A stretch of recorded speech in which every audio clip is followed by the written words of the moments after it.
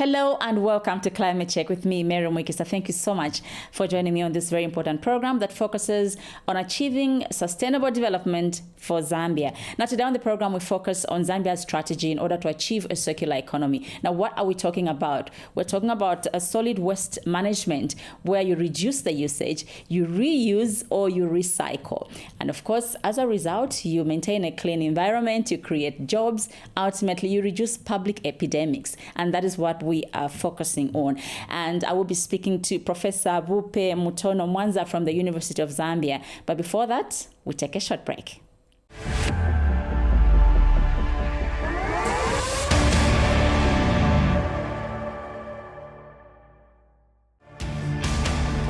Now imagine if trees could provide Wi-Fi. Just how many trees you would plant? Well, they provide oxygen.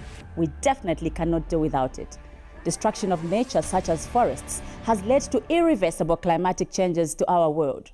Join me as I talk to policy formulators, change makers, and climate change interest groups on Climate Check, weekly on this channel. Now you are the solution to climate change.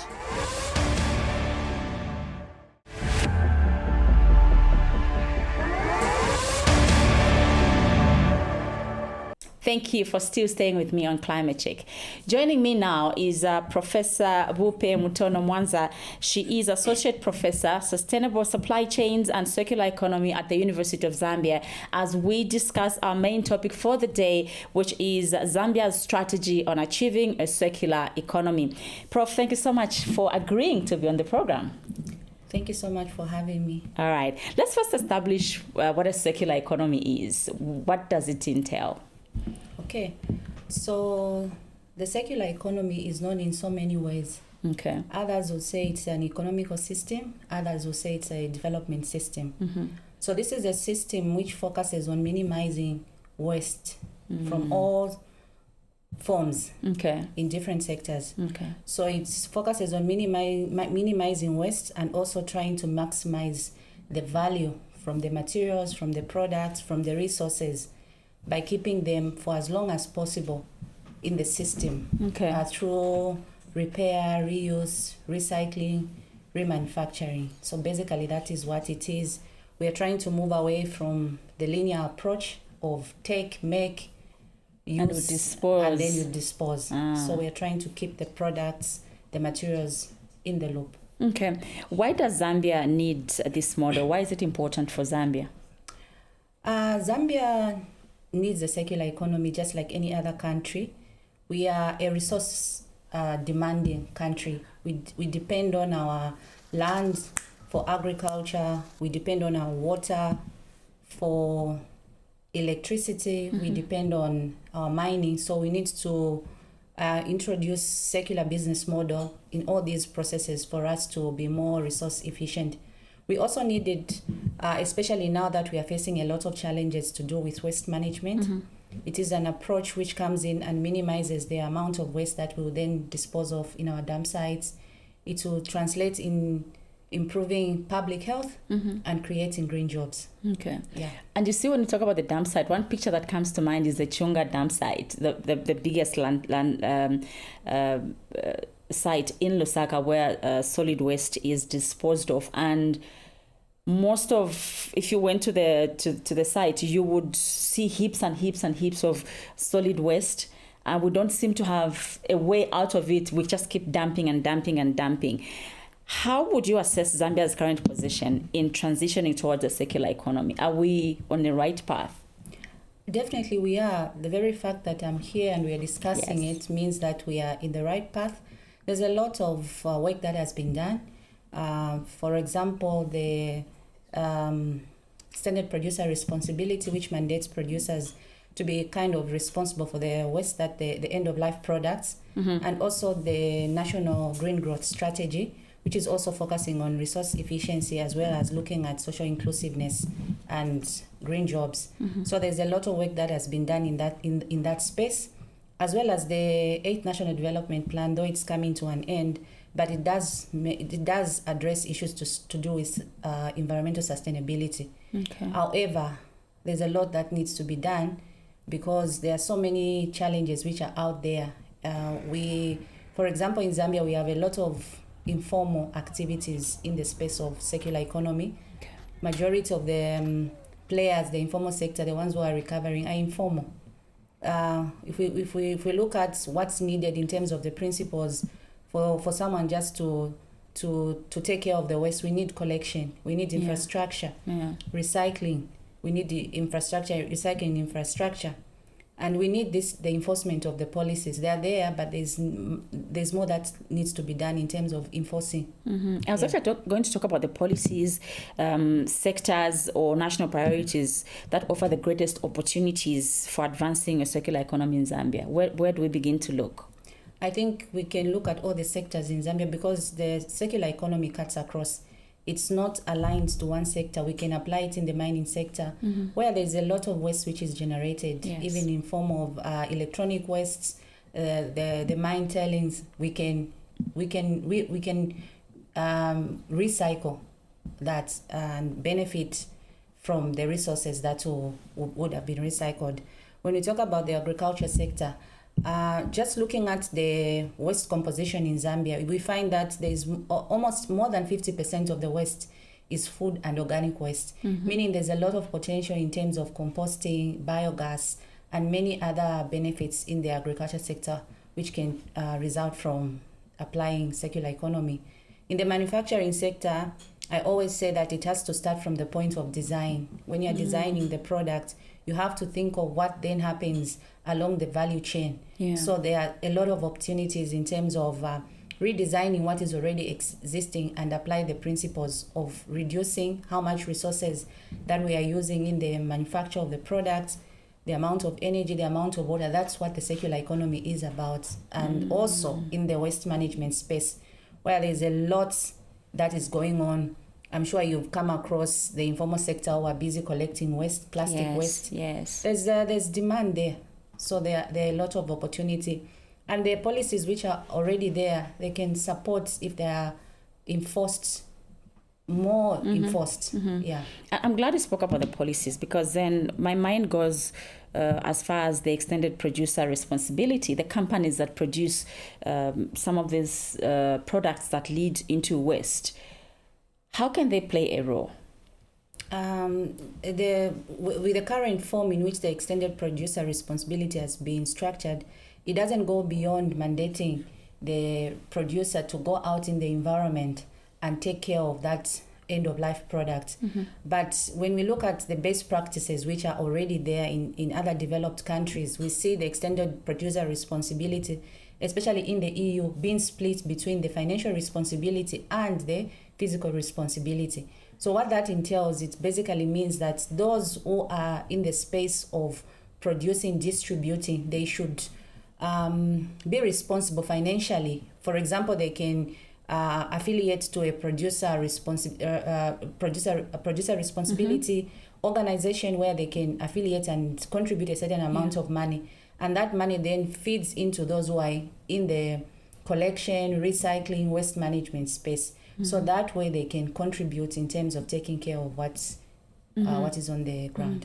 I see people collecting plastic, of course, everywhere, and have been exposed to countries where you pick your bottles or whatever it is, glass, plastic, you throw them into some sort of a machine, they go in, and then it evaluates on the screen. You get a receipt of an amount that you're going to go and collect from a particular point. For example, here in Zambia, it could be maybe Lusaka City Council, where these producers are affiliated, and you are given the money. Here, we see people picking plastic and going to sell to different companies who eventually recycle.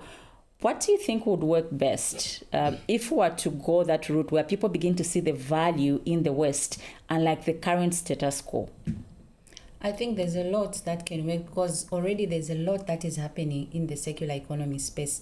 If you look at the automobile industry, they are already repairing, contributing. If you go to Soweto and you look at the clothing industry, of course we don't manufacture most of it, but there's the reuse aspect. Okay. So in the agri space again, we already have enough that we can work with. If you go to the markets, the end of life products, we just need to make sure that there is value addition other than what is already on the ground. We need to make sure that to take advantage of resource efficiency, we need to add value in all our sectors. We don't have to export everything in its raw form. Once we add value, we can then take advantage at every stage of the value chain and apply the circular economy principles.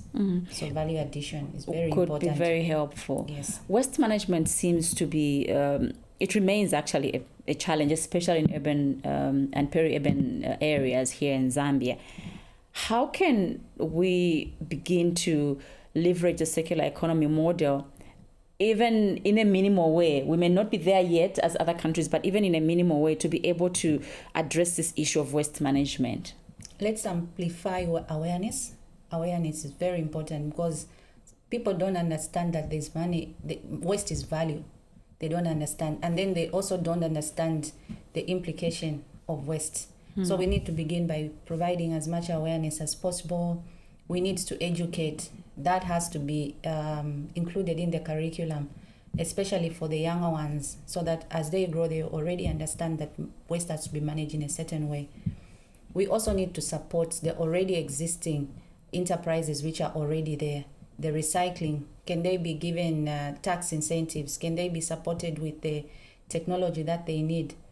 And we also need to improve in terms of infrastructure, recycling infrastructure. We might say, yes, we need to increase recycling, but if there's no infrastructure, that will not work. There's need for infrastructure of where people can throw their waste. And most importantly, there's no one who doesn't generate waste. Whether you're at your workplace, whether you're at your home, you generate waste. So we need also to enforce the source separation, because what happens to the waste actually will be dependent on how it has been separated. So there's also linkage. There's also need to link the recycling and the waste collection. The people who are collecting waste, the waste companies need to have that kind of awareness that if we sort, there's value we can actually go and sell. So that way. And so even when we look at the structure of pricing, the standard of material which is also being recycled, there's need to standardize some kind of standard. And there's also need for, just being able to enforce the regulations which are out there. We need to enforce them, because without the government coming in, without the private sector coming in to implement, and without the other stakeholders playing a role, it will be very difficult to achieve the circular economy. I'm glad you spoke about separating the waste because, like you said, it's one way of actually making it more valuable, more attractive, where you have even at household level, you're already separating your waste. Plastic is on its own, metallic, tins, glass, sharp objects, like it is done in other countries. I've seen a few places here in Lusaka where you have these bins that have different compartments. But whose responsibility is it to ensure that we separate the waste at the source of generation? In this case, I mean households. Do citizens have to buy those bins themselves? Are they even being manufactured on a large scale? Is the local authority supposed to get involved? How can we achieve this? What do you recommend? So, of course, a bin, even in the Waste Management Act, there are some companies that do provide, depending on how they structure the pricing. They will give you a receptacle for you to throw in your waste. But the issue of waste separation happening at the source has to be enforced. Has to be enforced just like any other laws out there which have been enforced, that you need to separate at source, because if that is not enforced, no one will then be able to do it. How do we move forward? We need to support the principles of circular economy. They have to be supported. There has to be partnership that needs to be established between the generators, the collectors, the recyclers, the manufacturers. It has to be a circular loop. And of course, with incentives, with regulations, with drivers in it, that will then work. Are there successful examples of circular economy initiatives already taking place in Zambia that could be upscaled? Yes, I'm very passionate about the Manja Pamoja, I always think about it because to me, the way I've seen the Manja Pamoja, I see it as a material recovery facility kind of model. That one was established by the Zambian breweries, the initiative. It's been operating at a small scale even right now, but this is where we have a point where the informal sector will collect from all points and then they'll take to Manja Pamoja to sell. Manja Pamoja brings in other players who are then what they call the aggregators, who then buy and then sell. There's a kind of value chain there. But you see, there are a lot of players in the plastic sector. There are a lot of players in the glass sector, in the paper sector. We need to establish these material recovery facilities so that these things can then work. But of course, as I said, there has to be drivers, there has to be regulations, there has to be players' willingness and education. And what economic and employment opportunities does a circular economy present, especially for young people and women and small businesses? A lot.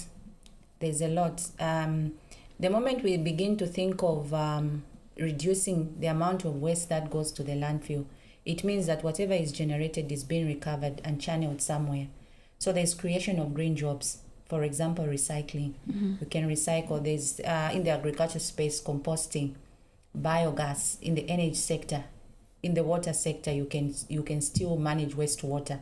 So there are a lot of opportunities that are out there. Of course, creating cleaner cities, because that is what we want, all of us.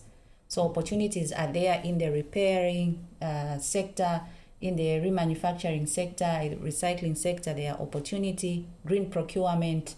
All those are opportunities on circular economy. And this would create jobs ultimately. Yes. And empower people. Just to mention and add on that one, the informal sector worldwide, in terms of waste management, about 80% of what is recovered by the informal sector. 80%. Okay. And worldwide, we are talking about 19 to 24 million people are employed in the informal sector, basically focusing on recovery in the informal sector. Of course, in Zambia, we have not yet done a study to look at how many, but when you look at Chunga, you'll find that there are 500 to 600 people there who are making a livelihood out of just recovering. So if there's a structure which is created, a structure with a lot of support incentives and maybe moving towards formalization, more jobs will be created, lives will be changed.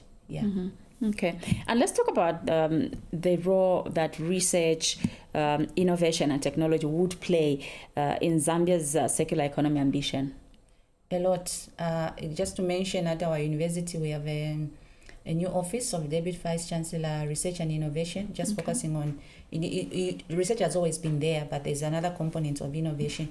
Research is important because in research, especially if we're looking at circular economy issues, would then be wanting to find out how would it work in Zambia, because you can't take what has been done elsewhere and bring it in Zambia. You have to go out on the ground and carry out a study and find out the wastes or the material flows, the type of waste that people are generating, what they are willing to pay, and how they want their waste to be collected. And this differs if you're looking at high density area or you're looking at it in a low density area. So research comes in. Innovation comes in to say, what we have researched, there are opportunities. Can we then get this idea and commercialize it? So in the waste management space, we need to commercialize the ideas, and then technology comes in because we need to improve the technology, the recycling technology, the transportation technology. We need to improve that. In terms of the private sector, are very important because they are the ones who are going to invest. They are the ones that are going to create the markets for all these ideas which needs to be commercialized. They are the ones who are going to put in the money, and they are the ones who are going to implement. As for the government, we are just focusing on making sure that whatever recommendation have been given through the research, they are translated into policy and they are supported. So all these entities need to work together and they're important. Okay. And what are some of the limitations, the obstacles Zambia faces in implementing a circular economy model? There are so many, just like I mentioned, to say we do have the policies on the ground. but we have problems with enforcement. We have challenges with infrastructure. It's one of the big things, because you can't talk about all these things that I've mentioned without having the infrastructure in any space, whether it's recycling, whether it's repair. You need that. We need people that have got the right skills to undertake consultants work, to undertake even venturing into these waste management business ventures. You need the right skills.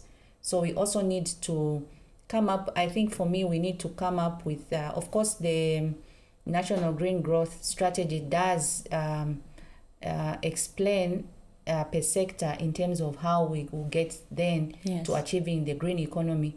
But we need to now look at it from a broader perspective and say, and come up with a national circular economy program that will address all these issues that we are discussing today, with targets that can be measured. That is very important. Indeed. And lastly, Prof, if Zambia successfully implements a circular economy structure, what benefits could citizens expect, let's say, in the next 10 years, and what practical steps should stakeholders take to support this transition?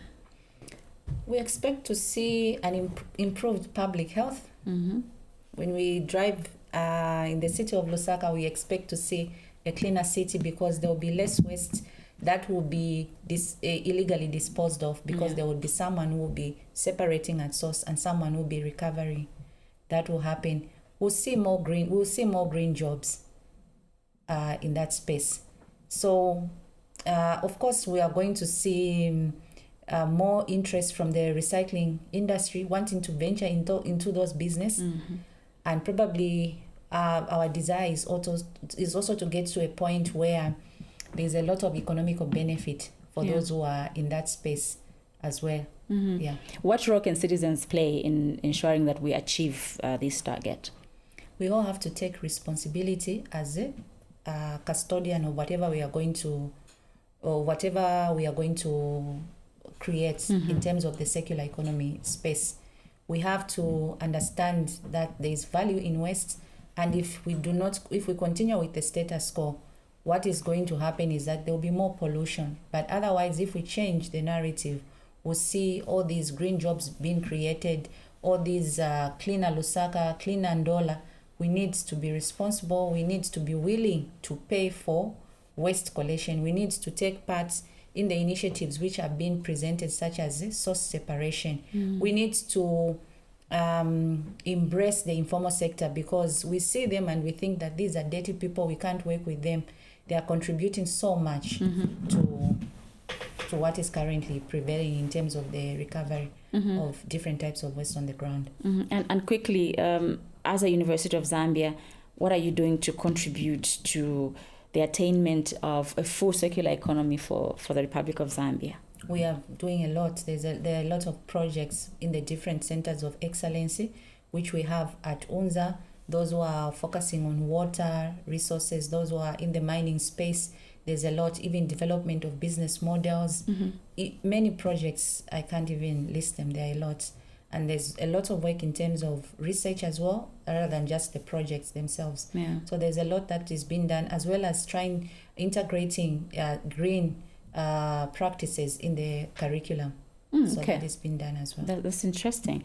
Prof, I'd like to thank you so much for this very valuable information you've shared with our viewers. Thank you so much for having me. All right. This is Climate Check. Join me on the other side.